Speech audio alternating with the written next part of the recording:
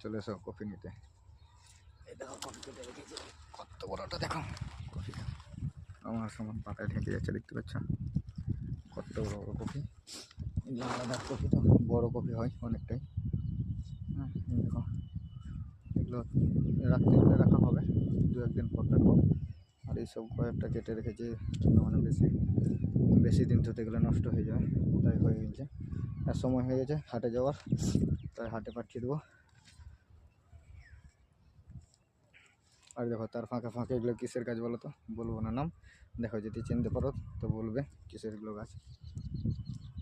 দেখতে পাচ্ছ অনেকটাই লাগানো আছে এই জায়গাটাতে, প্রথম চাষ করছি তো তাই বেশি লাগাইনি, 7-8 কাঠার মতো লাগিয়েছে।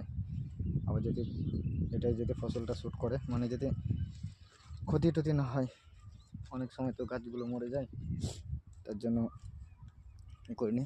জল দিয়েছে, কাদা অনেকটাই, ঠান্ডা প্রচণ্ড লাগছে। দেখো এধারে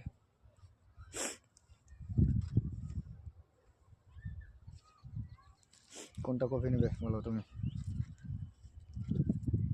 এসেও দেখো এই কফিটা তোমার জন্য রেখে দিলাম, খুব সুন্দর দেখতে। তুমি যেমন সুন্দর দেখতে তেমন এই কফিটাও সুন্দর।